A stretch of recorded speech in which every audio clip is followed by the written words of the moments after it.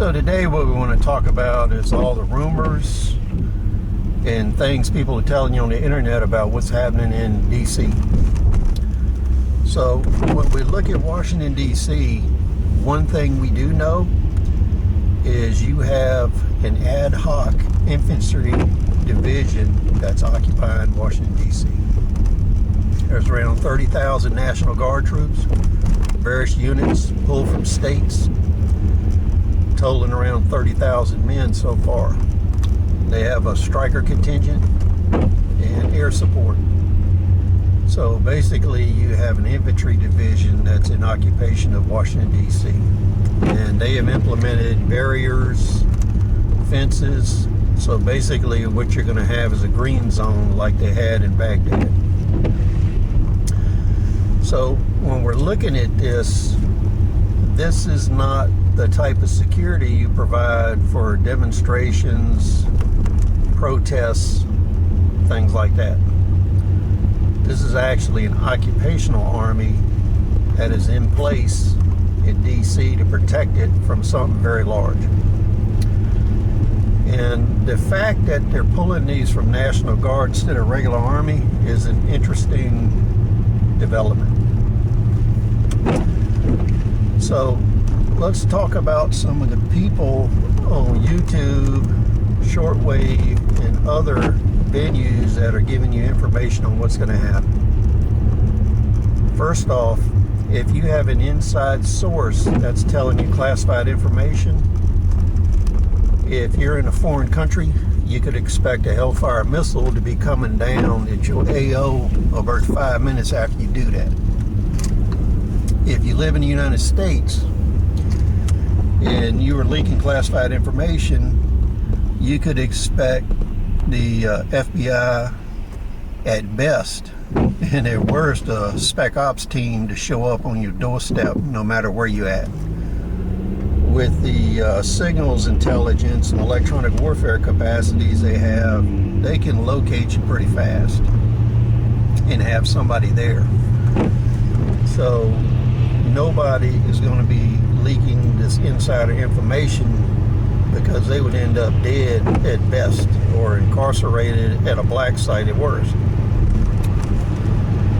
So I would ignore all that crap they're telling me. And when they did the census, you've noticed over the years they had a military grade GPS that they were doing the locations they were doing census at.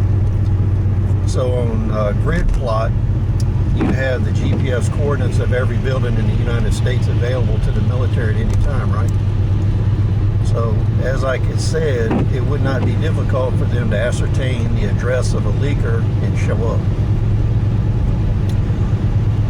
So, that puts into light the inside information these people are giving you are lies, speculation, and just plain Bravo Sierra. Now, the situation you have in D.C., that's pretty indicative of a continuity of government operation where they are securing a capital in time of war. And the fact that they told you that it's going to be a virtual inauguration, that means very few people are going to be there. And at the same time, you have states securing their capitals.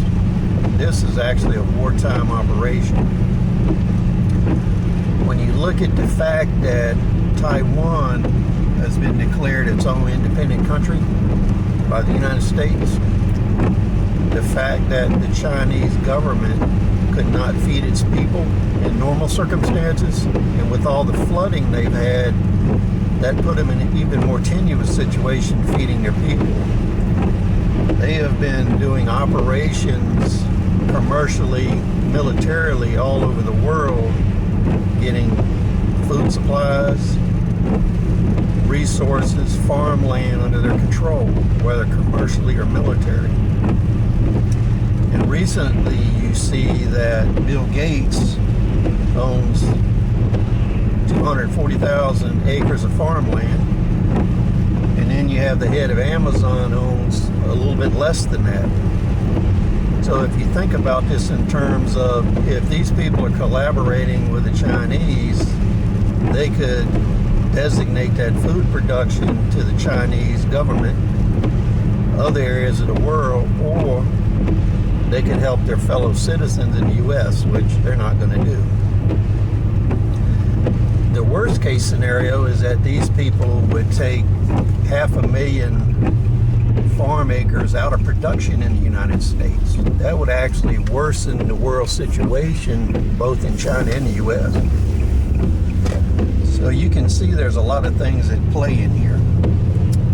And I don't think any of us know what's going to happen until the 20th of January when we see what happens. So with all of the mobile and military mobilizations going on all over the country, you want to be where they are not. So any place you see mobilization going on, if you see Patriot missile batteries being set up, anything like that, you don't want to be in that area. Because if that's going on, they expect something bad to happen there. So I think that kind of sums up the best hints I can give you. So please comment, rate, subscribe, share your thoughts, share this video. We'll see you on the next episode.